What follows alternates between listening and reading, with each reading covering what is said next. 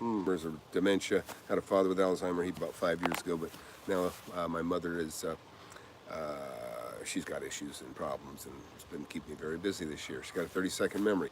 Anyways, that aside, I want to talk more about real estate. You know, I've been doing this a long time. I started investing when I was 19 years old. I've made a lot of money. You know, I was a millionaire by the time I was 28, and I've made many times that since then. Been doing it over 30 years. If you've been watching my channel long, or if you haven't, you're welcome.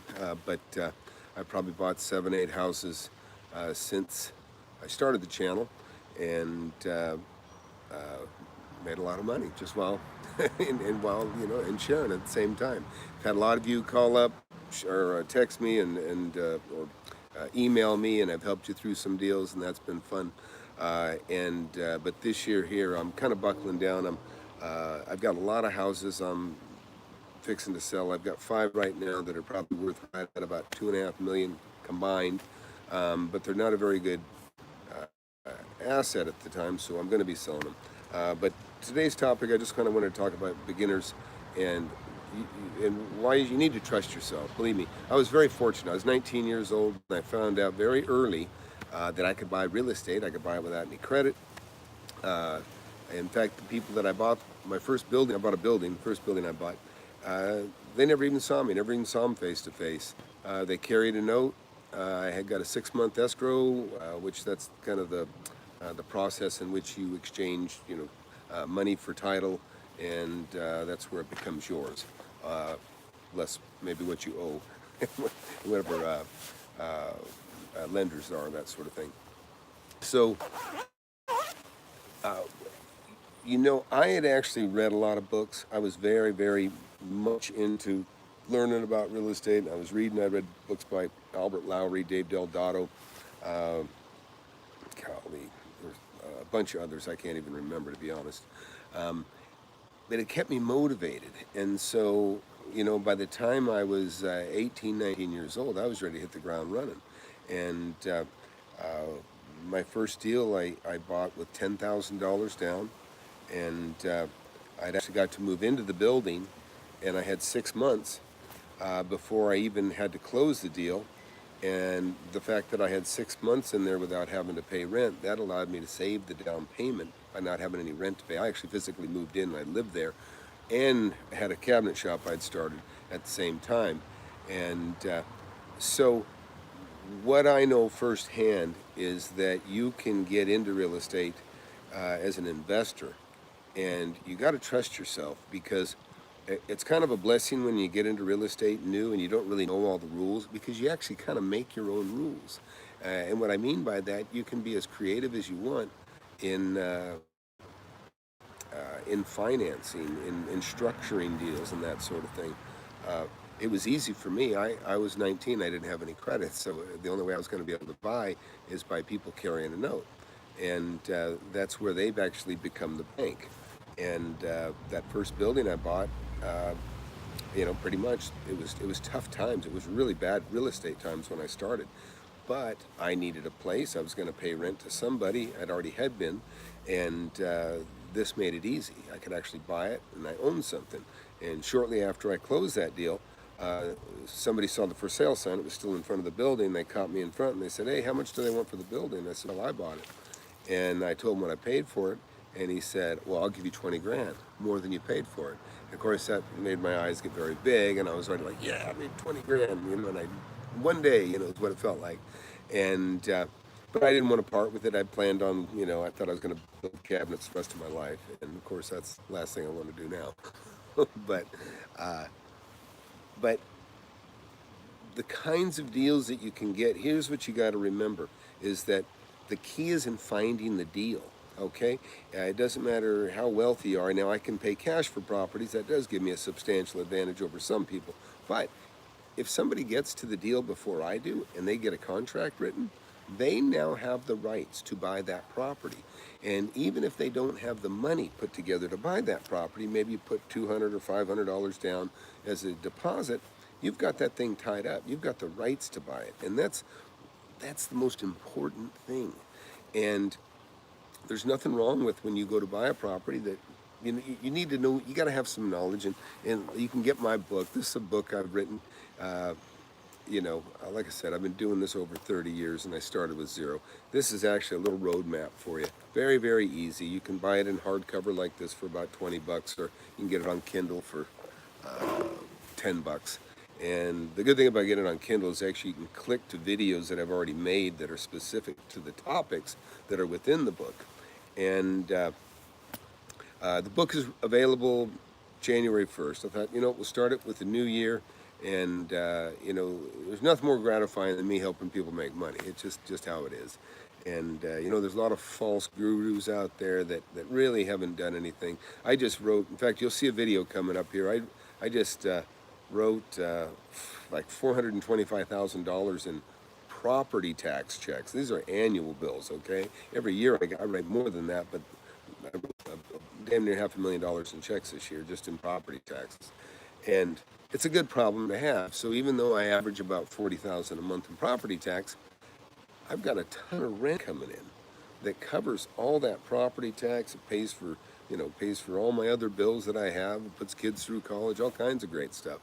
And that's what I want for the people watching. And I have 4 kids, and specifically I want the same for them. And so if you're just getting started, please start watching the videos. I've been kind of lax here in the last year, and I haven't been nearly as regular on here as I had been in the year prior. But it really is very simple. I started at 19, and so whether you have money, if you have money, that helps because you can go get a bank to finance it, and you don't have to be quite as creative. But if you don't have money, then you can simply, you can structure the deal, tie it up, and then maybe find somebody like me or somebody in your local area that does have money. Even if you don't know anybody that has money, if you got a deal on a piece of property, go to a wealthy contractor in town, somebody that you know is wealthy that maybe you don't know, but just say, hey, I want to talk to you, and explain to them that you got a great deal, and and you'll make friends like that. Because believe me, a lot of people are too busy. They have money. They make money from their company, but they're too busy to go look for a good deal. And if you watch my videos and read my book, you'll find out one of the things I did is I approached a builder that I had worked for, in the past. And I said, John, his name was John, a great guy, he's passed away, but really, really, he was a mentor to me, just a businessman. But I went to John and I said, hey, John, I got this great deal. I think it's worth, like, 50,000 more than I'm paying for it. And he said, well, I'll come take a look, Tommy. He called me Tommy. And so he comes over and we go look at it and he goes, man, this is a great deal. And I said, great, well, man, I knew he was rich. In fact, when he died, I think he had damn near $100 million. Really, really a wealthy man. Anyways, when he passed away years later, but he was already rolling at that time. He was about 40. He was an old man to me then. I was 19.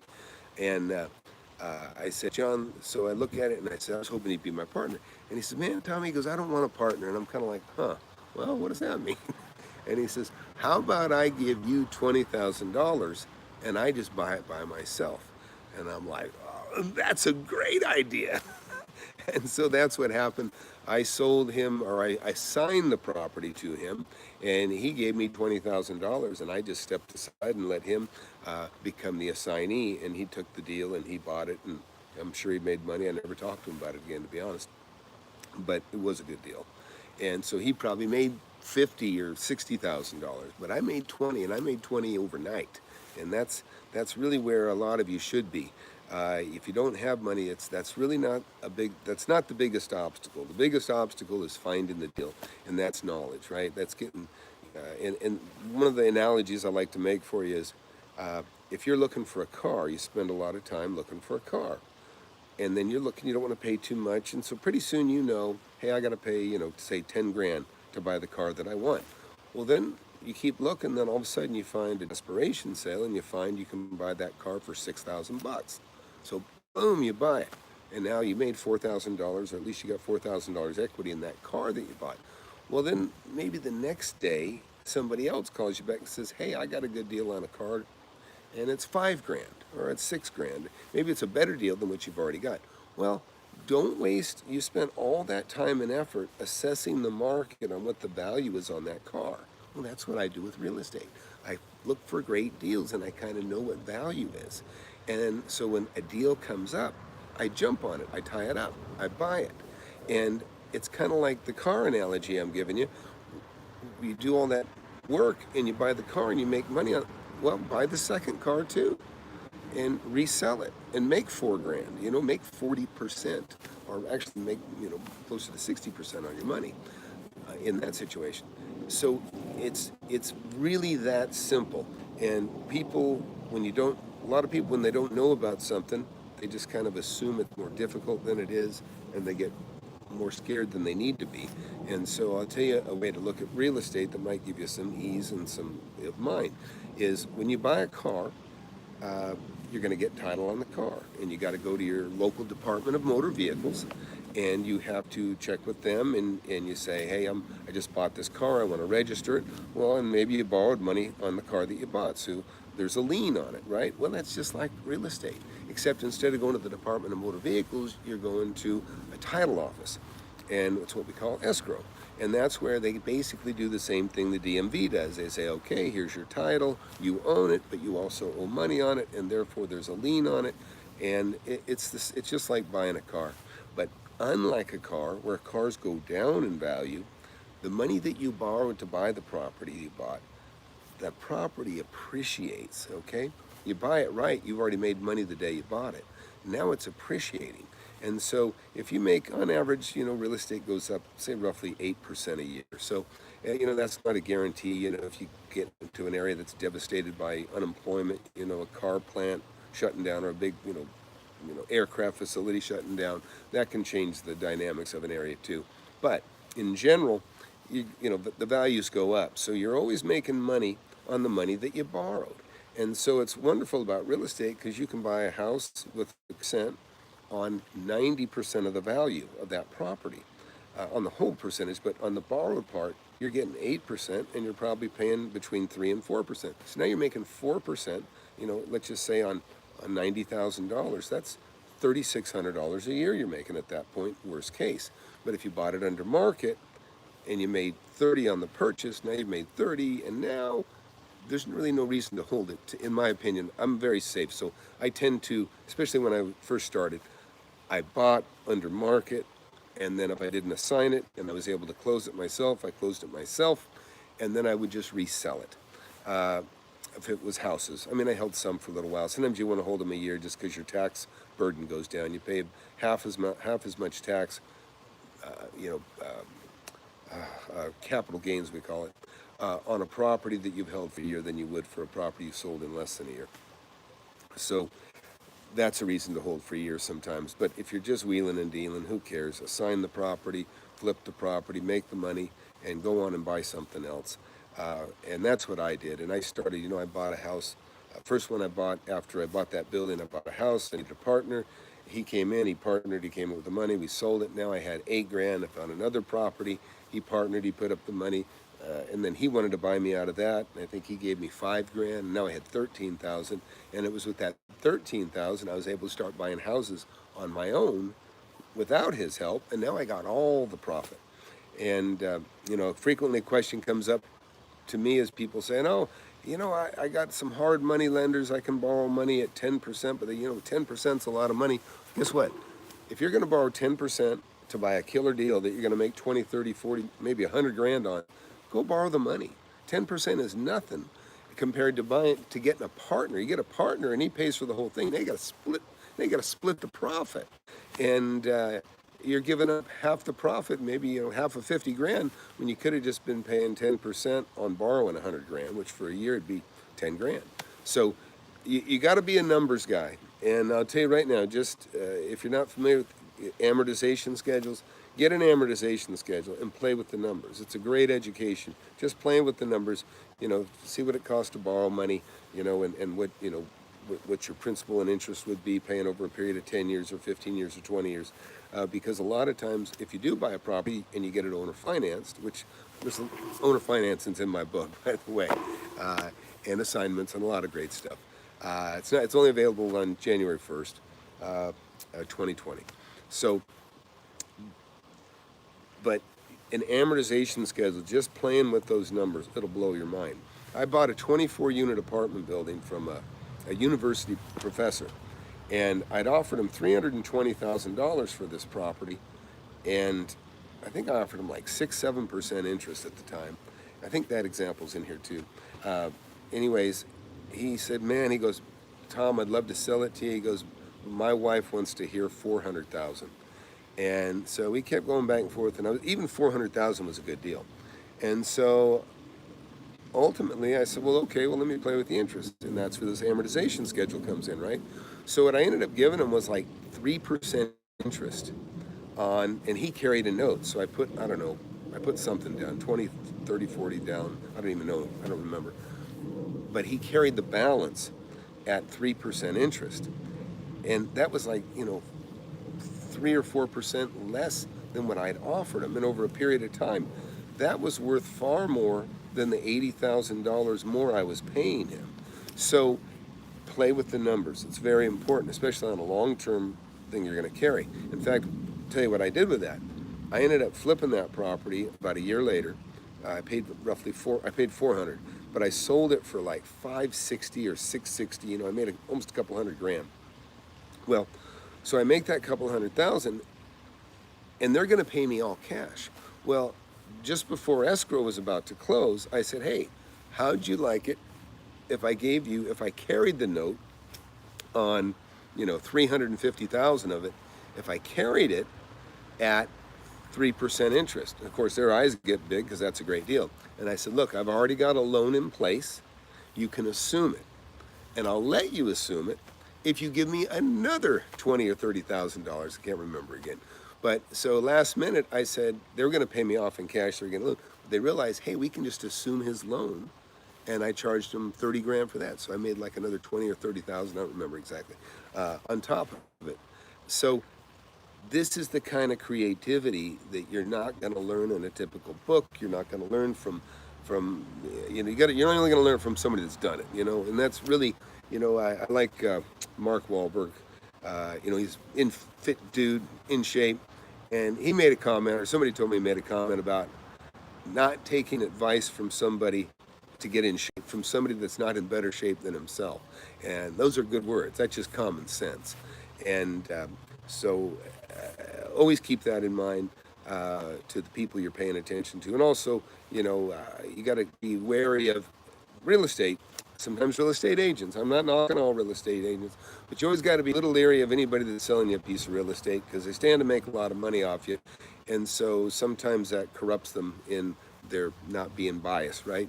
Because if they're going to make a lot of money off you, they may have a little trouble, telling you that you can get a better deal somewhere else. So be careful on that. So what I really want to say, and if anybody's got any questions, just ask away. If you got, there is no dumb questions, right? It's just like I always talk about real estate. There's no bad real estate. There's just bad deals. So you can be in the worst of times. You can buy a property that looks like a rat's nest. It doesn't matter how bad it is. It could be land. It could be anything. It isn't a bad deal unless you pay too much for it. If you can buy it under market and resell it for more, anything is a good deal. So keep that in mind. The cheapest house, God, I think I bought a house once for, I think I bought a house once for about 30 grand. That's cheap now. I mean, you can't touch that now. On average, the houses I've been buying the last year, and I've done most of these on video with you guys. Actually, I did buy a house. I bought a house for $80,000 2 years ago. And guess what? That house is worth a hell of a lot more than $80,000. That's unusual. That one was like a gift that just fell in my lap. And there's a video on that. It's a lake property I bought. But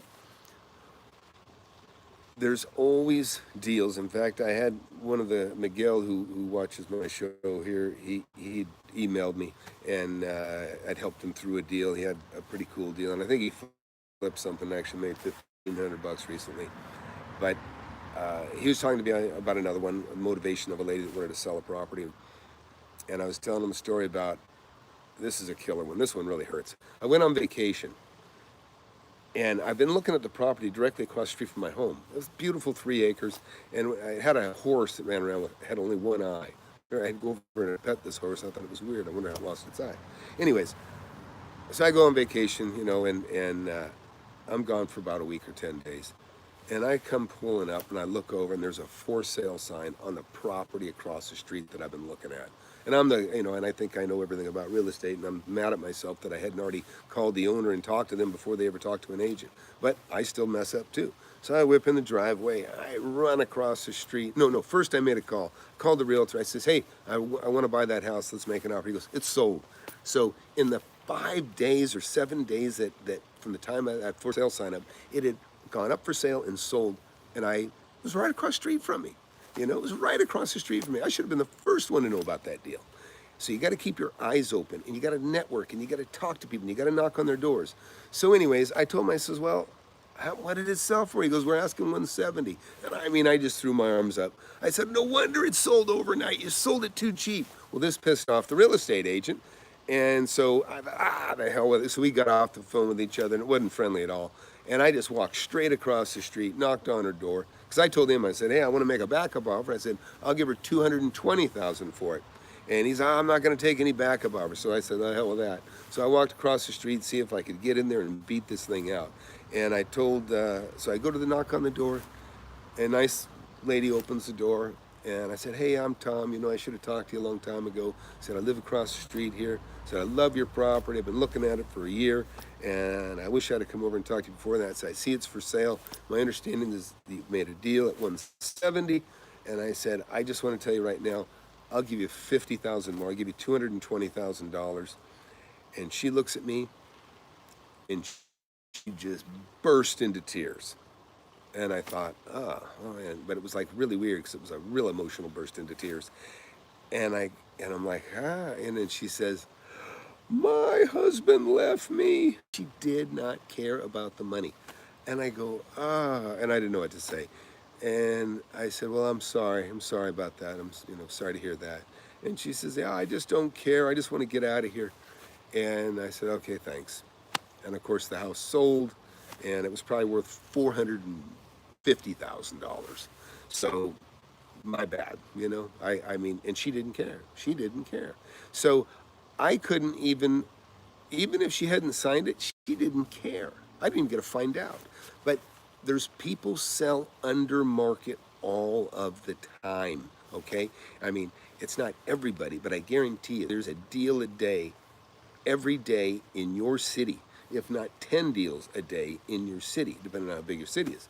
But you can make a fortune. I don't care what size, how big your property is, or how big your town is.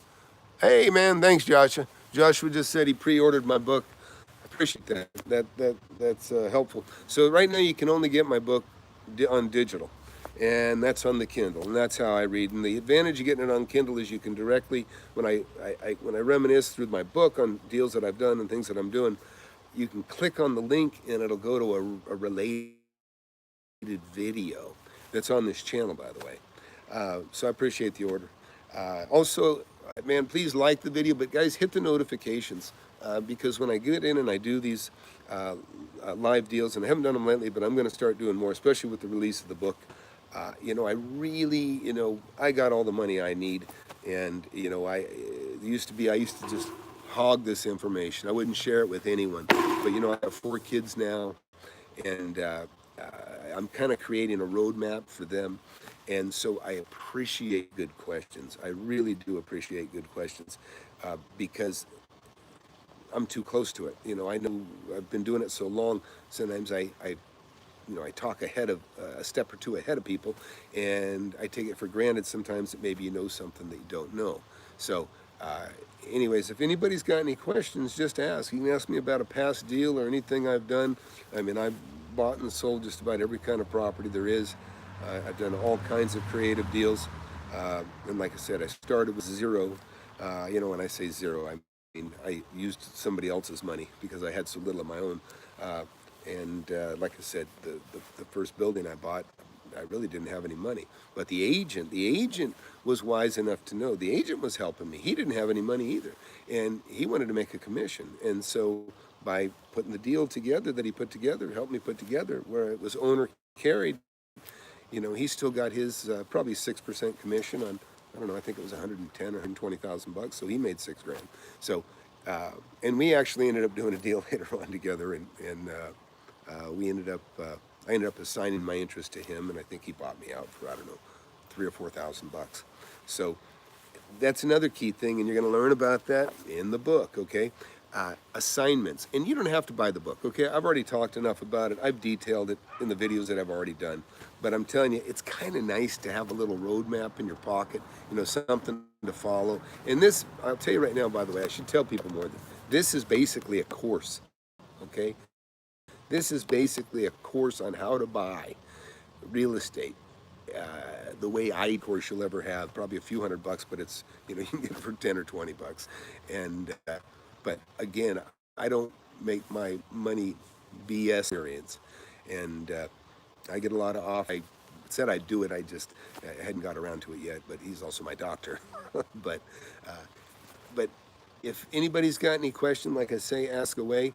Please like the video if you're watching. I appreciate that. But again, get on those notifications. And because the more interaction, the better for everyone. And like I say, don't be shy about asking questions, because somebody's got to do it, right? Somebody's got to ask the question. And what happens is a lot of times when I get good questions, or you ask me something, I've had people ask me questions, and I'll say, no, I don't think I've ever done that. And then a minute later, I'm going, you know what? I have done that. But it's funny because it's been so long.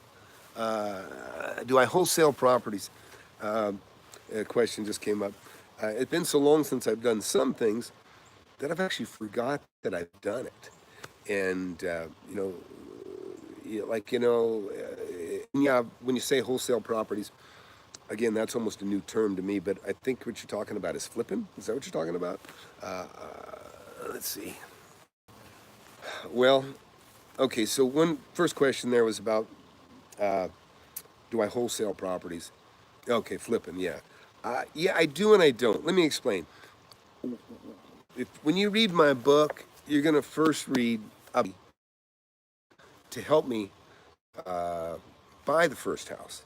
I think he just kept the property, had a property towers.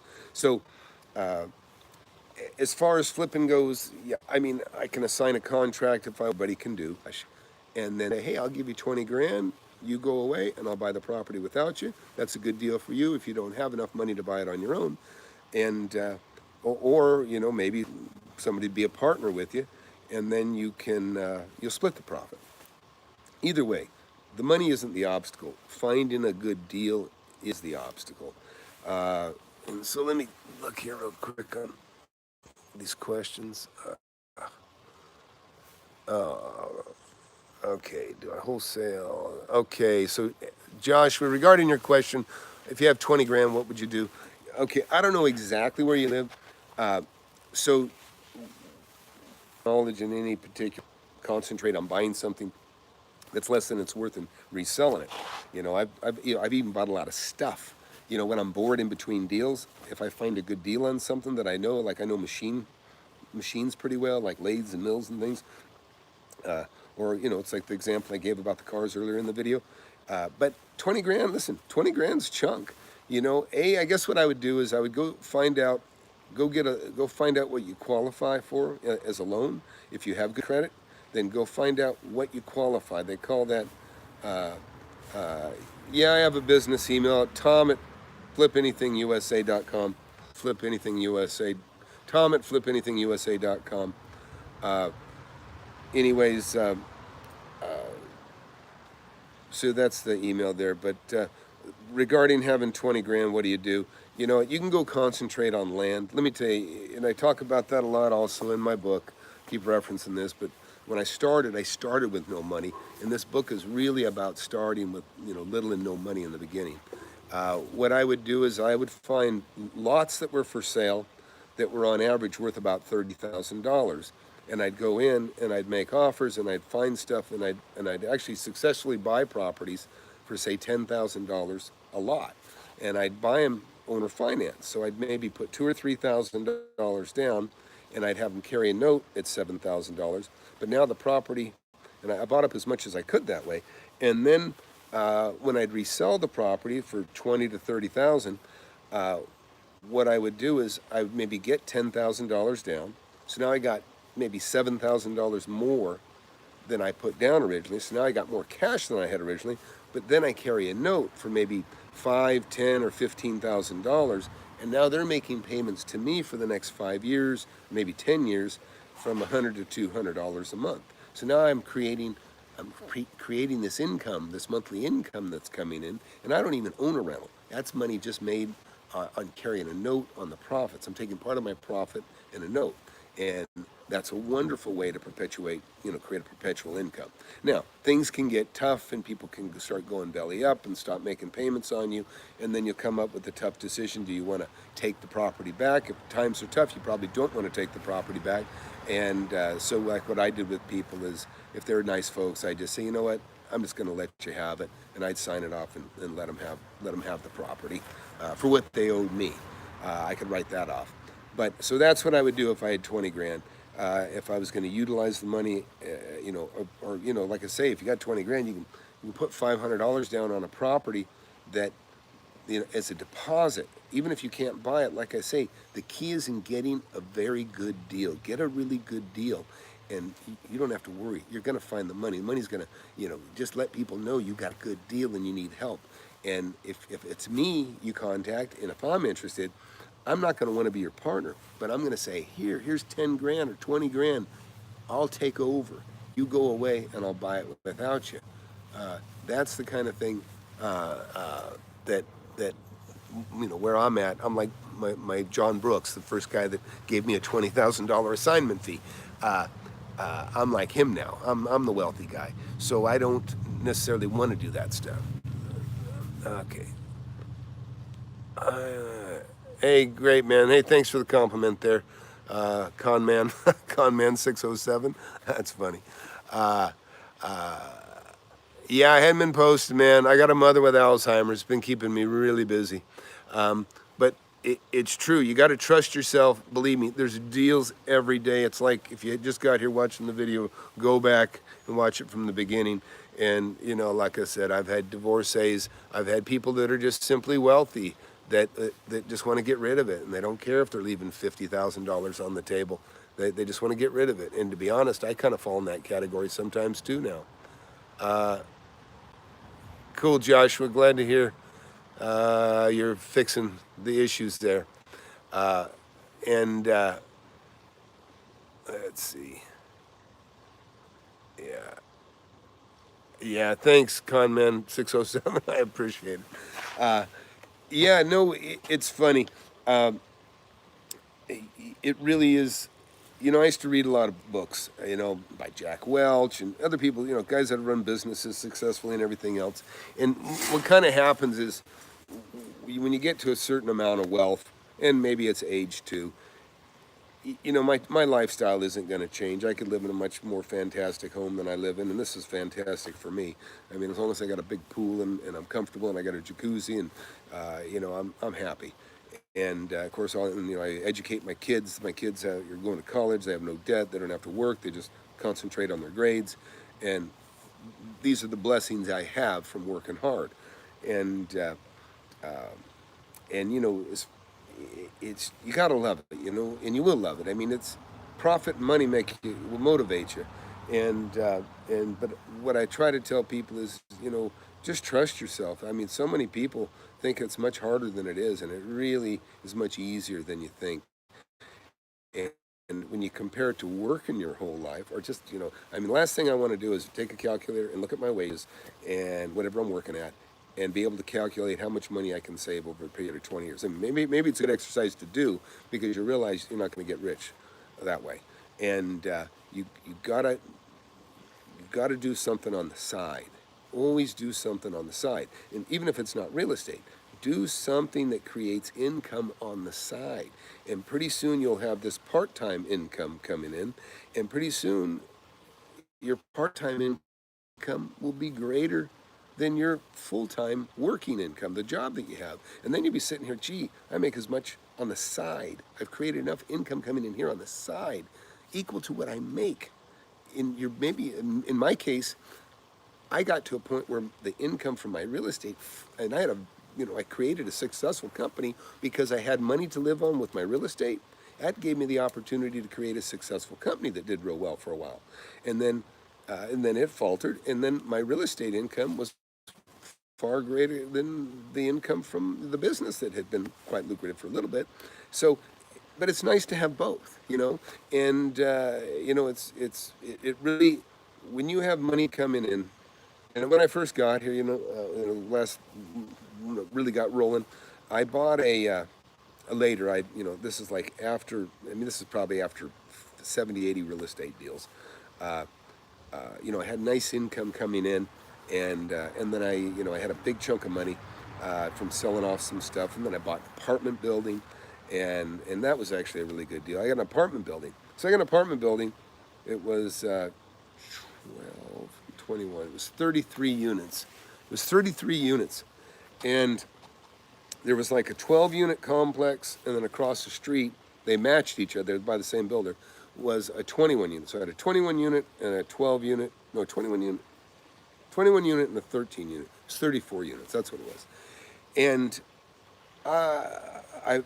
this deal came up, and I got there second. You're gonna learn that about my book. You always wanna get there first, okay? But guess what, if you can't get there first, be second. Be second.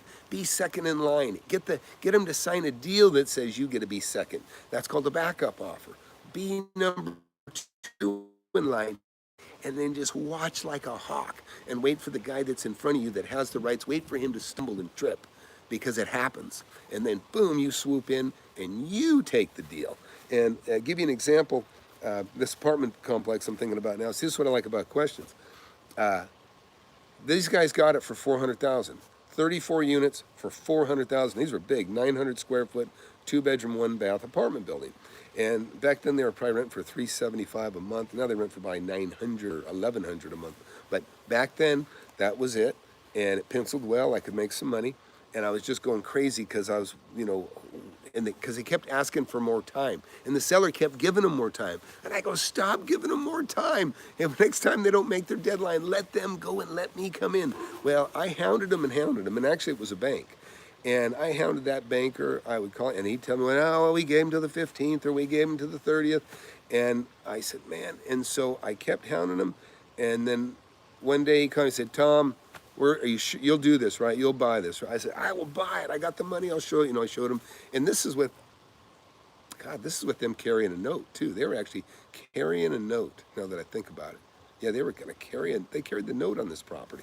So they said, okay, Tom, come on down. So I go down there, and I was expecting to pay $400,000 for it. They not only had gotten 30 more days, got it extended another 30 days, they actually got them to agree to sell it for $340,000 now, with the understanding that they would put $60,000 in it. And they said, yeah, well, we knocked it down to $340 with the understanding they'd put 60. They go, but we'll still sell it to you for $400. I said, hey, no, I want that deal. Sell it to me for $340, and I'll put 60 in it.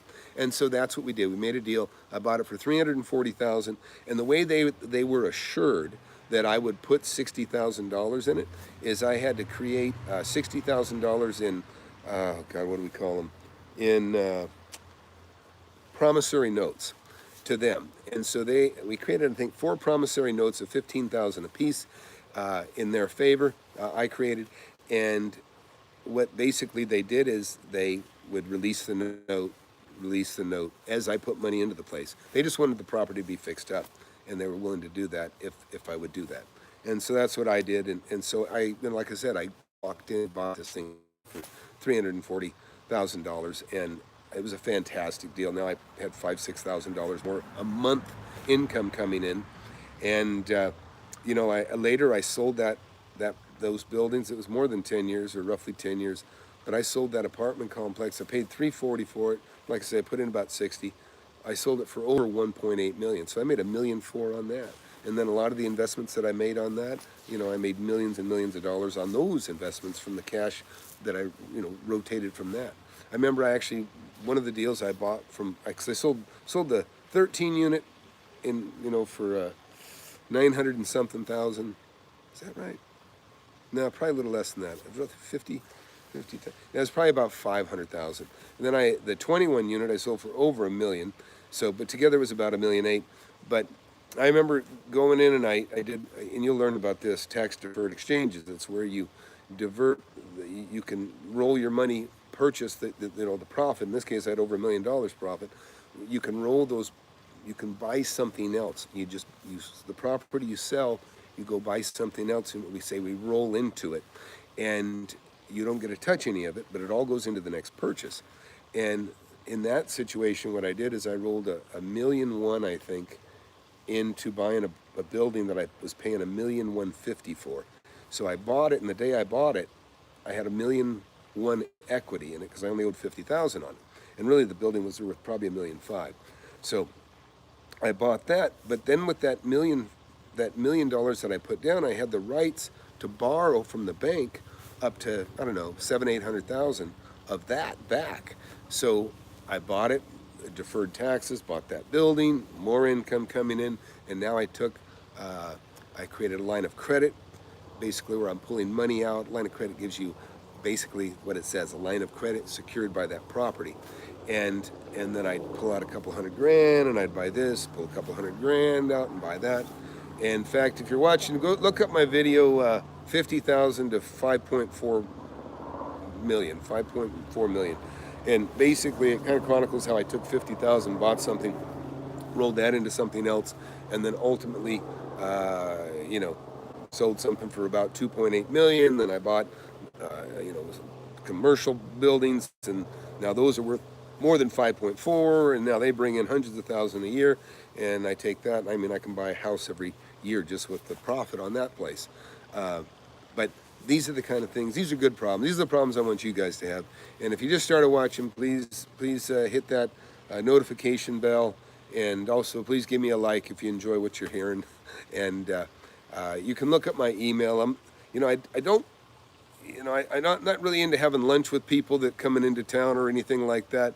But if you are in a jam, if you need help with a deal, you need some help making a deal happen, like you don't know what to do, you got to call. It's okay. Send me an email, and I'll end up calling you, and I'll help you through it. But but not just to chit chat. It's got to be like you really need help. I don't want anybody to lose a deal, and that's really one of the good things I'm really good at is saving deals. And when something looks like it's going to get away, man, I'm really good at saving it. Or when something's gone, I mean, I pursue it like a dog till, and track them and follow them until maybe the person that is ahead of me is closer to the deal, stumbles, and then I take it away. Done that in quite a few videos already, just in the last 6 or 7 houses I bought. So, all right, let's take a look here. Oh, hey, Miguel, glad you're here. Miguel here is actually somebody that I've helped through with some deals. And he's got a great attitude, and he's making a lot of money. It's wonderful to see. So glad you're here, Miguel. Yeah, listen, if you like Miguel will tell you, and Miguel, why don't you tell everybody, not your specifics on your deals, but Miguel had something really cool on the line, and I did my best to help him through on that deal, and I can't remember if he actually got that one done or closed yet, but he has since done others, and it's really what's really important is just being dogged on it, just really just work, and don't give up. And I don't go away until that property's been sold to somebody else, and then I might even go knock on their door and ask them if they want to sell it. You can't give up. You can't be lazy. If you get complacent, you will lose a deal. And I talk about losing a beach house. I had a deal. It was a sweet deal, and it was when I didn't have near as much money as I have today. And I had I'll just reminisce here real quick. I'm driving. I'm looking at beach properties. I already sent out 1,700 letters to people along the beach. I'm driving along, and I'm writing down a for sale sign. Well, this kid is in the house next door. This is right on Ocean Drive, and I end up buying a house there. And he sticks his head out. He goes, "Hey, don't buy that one. Buy this one." He goes, "My mom's selling this place." I go, "Hey, what's her number?" He gives me her number. I write it down. I call her, and she says, "I'll sell it to you for $250,000. I just want to close it right away. And this is in LA area. She lived in Bell Canyon, which is the ritzy area. And man, I hesitated. I dragged my feet a week. Wasn't quite sure. I didn't know what anything was worth at the moment. But I figured it out. I'm like, oh my God, that's a fantastic deal. It's worth 450. And so I call her back and I said, hey, let's make that deal. This is like a week and a half later, really stupid. And she said, this is how she answered me. Because I immediately said, hey, it's me, Tom. I'm ready to close that deal. And she said, he who hesitates gets left at the starting gate. And of course, my heart fell. And she said, I talked to a real estate agent day before yesterday, and he told me that if he could not sell that home for $420,000, that he would buy it himself. And that was pretty much how the call ended. Anyways, I just thanked her. But of course, I was heartbroken because I could have made, a good $150,000 within a week or two. But I hesitated. And so that's the same thing. And I can tell you many stories where I've gone over and standing in a yard looking at a house that I just bought. And the neighbor comes out. I remember standing on a piece of land, looking at the land, beautiful view, lake view property. And I'm standing there and I'm looking at it and I'm kind of going, oh, great, I own it now. And guy comes out next to me, hey, how you doing? He goes, can I help you? And I go, I just looking at my lot. He goes, your lot? He goes, that belongs to so-and-so. I go, no, I bought it. And son of a bitch. And they're pissed. He said he'd sell that to me. Well, these are what I'm talking about. If that guy was told that somebody would have sold him that lot, he should have bought it. He should have tied it up. And believe me, I've been that guy where I've missed the deal and lost the deal, like I just described. You can't let things slip through your fingers. If somebody tells you they'll sell you a property for X, then you need to go find out what that property's worth if you don't know. And I mean, find out as fast as you can the same day. Figure it out. Because they may be willing to sell it to you for far less than it's worth. And that's an opportunity. And there is no loser here because they're telling you what they want for it. And you're saying, sure, I'll take it. You'll see there's a property I got in there. I think I talk about it. Look up the video where I think I make $60,000 on a lot. And this is down the street. I have twin boys. I have 4 kids, but I have twin boys. And I'm pushing these little guys down the street. And I realized the sidewalk ended. I'm like, well, the sidewalk ended. That's weird. And then it picked up again. I go, you know what? Sidewalk ends, sidewalk picks up. There's a lot here. There's a vacant lot. I would have never known it because this backed up to a large, very, very, very large luxury apartments. And sure enough, I pull up a plat map and I detail some of that in the book, how to look up these tax assessor records. Anyhow, I look up and sure enough, there's a lot there. Wrote the guy, or no, I didn't write him. I wrote him and I called him. I actually got his number, called him, said, hey, you want to sell this property? And he said, yeah, I do. And I said, well, how much? And he said, I don't know, how about 42,000? I think I said, how about 40? He said, it's a deal. I bought it immediately. I sold that property for $90,000 or $110,000 actually. I sold it for $110,000. Paid, no, I take it back. Sold for $100. Bought it for 40, sold it for $100. But I made $60,000 on that property in like 2 months. That's all I owned it for. It was 2 months. And he was carrying a note. I paid $5,000 down and he carried a note for $35,000. And I sold it to somebody that paid $100,000 cash. And that stuff happens every single day. But nobody knocks on your door and says, hey, here's the deal. You have to be the one knocking on the doors, bird dogging as I call it, looking for these deals. So, hey, if you just got in here, please hit the notifications button. Please hit the like button and subscribe. I've been doing this for 30 years, made millions and millions of dollars, and happy to share it. And I love sharing with people that are interested. That's the other thing I was going to talk about. Like I say, I'm happy to help people make money and help you walk through it, but you got to be excited about it. You got to be interested. I can tell you, people like people that aren't lazy. People like people that are energetic and enthused. People like young people, but you don't have to be young. People just like people that are enthused, okay? And so when somebody says, hey, I really want to buy your property, or hey, I'm really interested in this, you know what? they like you. They like you just for being enthusiastic. Nobody likes lazy ass, right? We like people that are workers. Everybody loves a worker, right? I love workers. Okay, I'm a worker, and you know, that's what you got to be. You got to be a worker. Be hungry, and be passionate if you can. If you can't fake passion, it's very difficult to fake passion. But if you're hungry and you want to make money and you're interested, I don't know anything more lucrative than real estate. I don't know anything more lucrative than real estate. It's just the most fantastic, easiest way to make wealth. And like I said, I was just lucky enough. I discovered this when I was 19 years old. And so by the time I was 28, I'd started, remember I told you I started a cabinet shop. Well, by the time I was 28, I was sick of the cabinet business. I've been doing it 9 years, 8 months at that point. And a guy came in, I had a showroom, and I'd already owned more than $1 million in real estate at that point. And more than $1 million. I had $1 million equity in real estate by that time.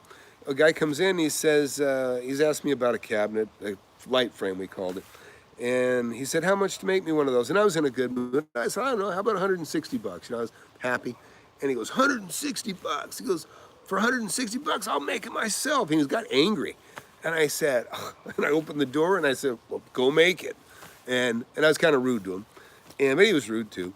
But I realized I'm done. And I was telling a friend of mine about that. And he said, Tom, he goes, you own this, right? And I go, yeah. He goes, and you own that? And I said, yeah. And you own this and this and this and this? And I said, yeah. He goes, why are you even working? You don't even have to work. You got enough real estate. You don't even need to work. And I thought, you know what? He's right. And so it was about a week later in the newspaper, I see a business broker. I never even thought about a business broker. I've been buying real estate all this time, real estate broker. Never thought about a business broker. And I'll never forget, it was T.C. Williams. And he says, guy sells businesses. I called him up. He came over, showed him the place, told him I wanted, at that time I was happy to sell the business, not the building, just the business for $250,000. I said, I'll sell the business for $250,000. I'll carry the business. In other words, I'll carry a note. I just want $100,000 down. There's a lot of machines and tools and things, and I'll carry a note for $150,000. But I don't want to secure the $150,000 note with the business. I want to ski. Week later, I listed it with him. He calls and said, hey, I got 3 people that want to buy it. I go, okay. I said, they all got $100,000 down, right? He said, let me call you back. And he calls me back. He goes, I got 2 people that want to buy your property. I said, okay. I said, and they got the $100,000, yeah. And I go, do they have a piece of real estate that I can secure what I carry it? I don't want to carry the business on it.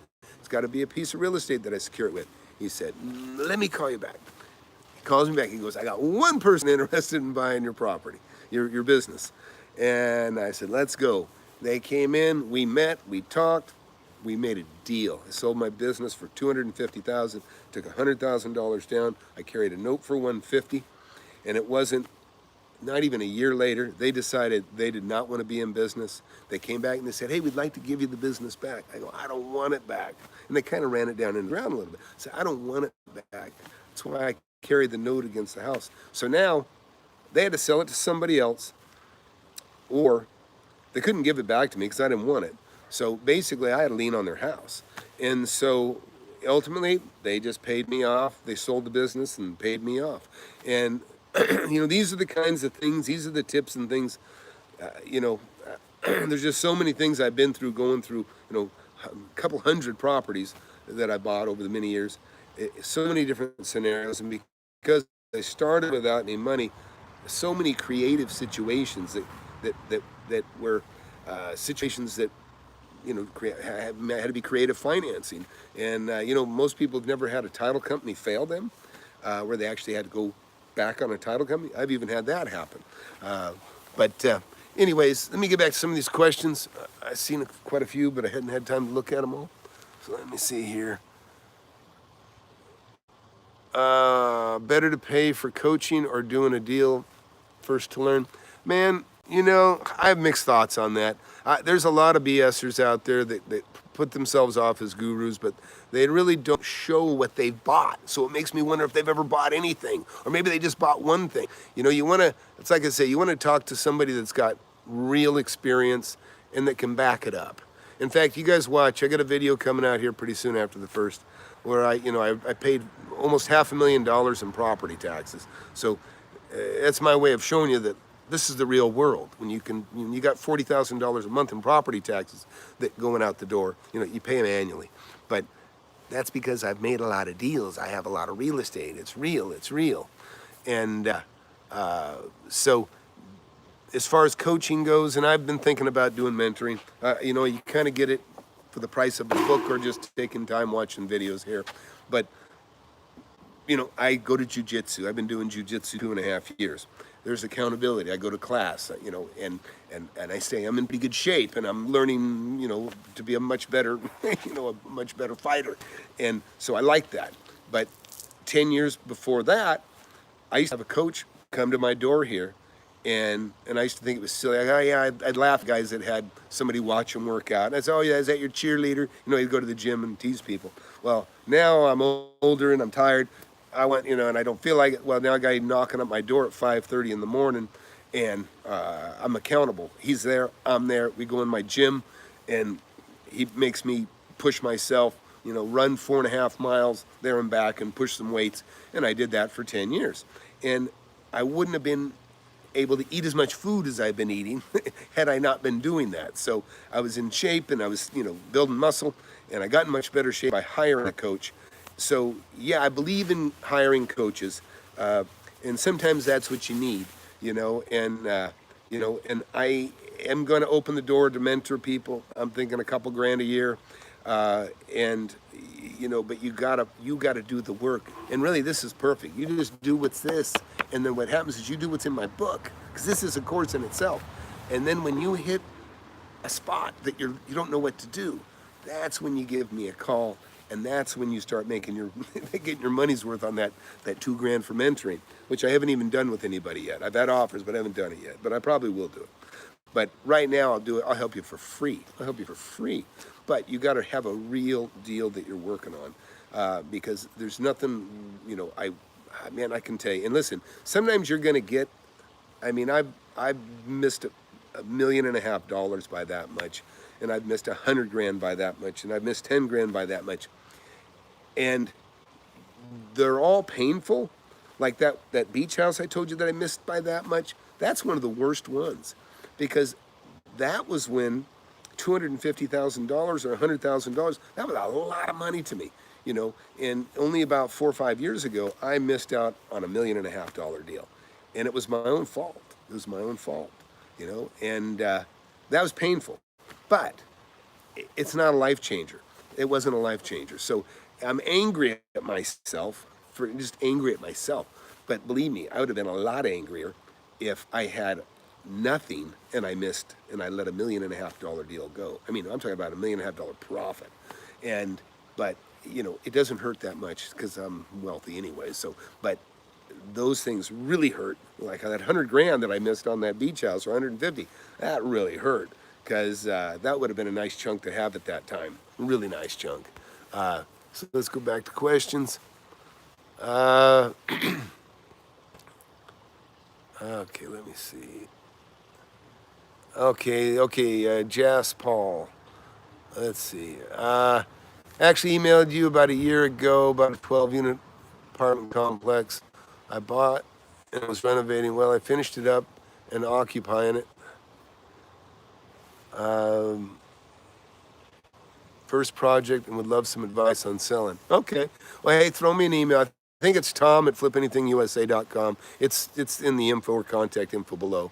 And I do remember something about that. I've had several people write me about apartment buildings, but I think I do remember. Cool. Hey, Realist Real. Realist Real is somebody that I enjoy hearing from too. I appreciate the emails and the shares that you give me. Really do. Let's see. So, okay, so con man, I'm talking to a property owner that wants to sell the house. Is a tear down, but an exclusive area. Value in the land is about $800K. Looking to flip it, but how can I get the money if it's not someone that's not a cash buyer? Yeah, that's a tough one. If you can get if the guy owns a lot, will carry a note, then, make your deal. If you can, maybe he'll take your 20 grand and carry the note. You know, one of the things I've done in the past is when somebody says, they can carry a note and they're considering it, and if they're like, well, how do I know you'll pay me? I would say, well, listen, if the collateral is the property you're selling me. So are you saying your collateral's no good? Because the collateral is the property you're selling me. So it's a way of just kind of putting it back on them. Well, hey, if the property's something if it's really worthwhile. Of course, nobody wants to get, when you sell it, you don't want it back. You want income. And that's another thing that as you build your empire, after I probably bought, sold, carried, where I had notes that I bought from people and I paid them as agreed on their notes, and I sold property and people paid me as they agreed on their notes, or not. What I did then was, whenever I talked to somebody and I'd say, hey, why don't you carry a note? Let me pay you over time. And they'd say, well, and I'd say, yeah, you be the bank. And then I would say, look, let me show you what I've done. And I show them where I bought, maybe 10 or 20 properties, and say, look, here's 20 properties I bought. I make payments on these properties. I've been doing it for 10 years or however long it's been. So I show them that I'm a good bet. I'm a safe bet. I pay my bills as agreed. It makes them feel better about carrying a note. The other thing is, I say, and also I do the same thing. Then I show them where I've sold property, and I say, look, these people have been paying me for 10 years. I carried the note. So I'm not asking you to do something that I don't already do myself. And it makes it more credible, right? And so that's important stuff. And so anyways, book is for sale beginning January 1st. I'm going to be cutting it short here. It's starting to get dark. But please order the book. Please share, subscribe, like, and hit that notification button. If I know enough of you, jump in here and listen. We'll make it a regular day. Also, tell me what's the best day and what hours you'd prefer to have me light up the, a live deal. And I'm assuming after work, because I've done one during the day and everybody's at work and I'm sitting here twiddling my thumbs. So, but let me know either here or put a comment below what you think is the best time. And if you order my book, please let me know. Go ahead and if you pre-order for the first, or even if you do it a few days after, email me and just say, hey Tom, I ordered your book, and I'll look at the date, and I'll be happy to help talk you through a deal or something, or I'll reciprocate. I'll give you some free time. How's that? So so order the book, and if you if you get the digital version on a Kindle, that sort of thing, which I do audiobooks. I'm gonna have to make an audiobook because I listen to a lot of audiobooks, to be honest. But don't wait for it. Just don't wait for it. This is $20. That's nothing. You can get the Kindle book and this, have both. It's peanuts. You want to make real money. And this will help you be accountable, right? It'll keep you motivated. You're going to read about all the money I've made, and this is just a fraction, but it'll keep you motivated. And believe me, staying motivated, that's important. And, watch people that you respect, but always look at people, with a discerning eye. Some people are full of BS and trying to keep it kid friendly here. And you can't trust them. And ask the tough questions. Say, hey, have you ever bought this? Ask people to show you and prove to you what they've done. Because it's important, and especially if you're somebody starting with zero, you want to hear from somebody that started with zero, because it's more relevant to your situation. And maybe you're somebody that has a lot of money. That's okay too. It's the same thing. The good thing about having a lot of money is you do the same thing that I've been doing. You do the same thing that I've been doing since I started. When I started with zero, I did the same thing. The only difference is I can blow everybody out of the water by paying cash and closing in 3 days, that type of thing. But the key thing is getting there first. And if you get there first and if you don't have money, you can always go to me or somebody and say, hey, I got a great deal. Buy me out. I know, Miguel, I got to talk to you about that radio station deal.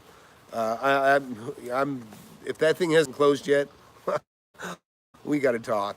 Because that thing just looks like a great deal. But anyhow, please share, subscribe, go get the book, email me if you do, and I'll owe you a call, and we'll keep going. And but I'd love to hear that you had ordered it. Thanks, Miguel. Yep, I appreciate it. Miguel's testimonial there. Also it's kind of fun. Like I said, somebody recognized me in Home Depot from this channel. I thought that was kind of fun. I put that up a while back too. So anyways, hey, Happy New Year to everyone. And I hope, let's make this year, a really, really good year. I'm going to do some cool stuff this year, really cool stuff. Deferring taxes, selling off houses. I'm going to do a reverse 1031. If you don't know what that is, you definitely want to watch that, because hopefully you'll need to do it as well. And you can make a lot of things happen. You really can. So anyways, and yeah, go ahead, network. And if you don't have my app, Miguel knows I have an app. You can go get it for free. It's called FlipAnything. You can get the app at Google Play for Android, and you can get the app for what is it? You can get the app for iPhone on the iPhone App Store. Anyways, my email should be tom@FlipAnythingUSA.com. And again, if you got a really good deal and you need something for a live deal, it's okay. I'll try to get back with you right away. But again, I'm not looking just to chat. I got enough friends right now. But I do like people that are hungry, and I do like to help people that are in need. So I'm available to you. If you get in a pinch and you can't do it, or you're just a little bit lost, I'm happy to help you through it. Again, please hit the notifications button, and that's it. Well, Miguel, you're one of the... Yeah, you guys work that out between you. Yeah. Anyways, don't give out my number, Miguel. Anyways, thanks, FlipAnythingUSA. Please share and subscribe. And I got a lot of cool videos that we've been building up, but we're not going to release them until after the January 1st, because we want to see these book sales go up. And that's what's happening. So take care and Happy New Year. And I'll probably do another video before then. Yeah, thanks, Miguel. Take care and goodbye. Let me see. Haha, thank you. I'm not worried.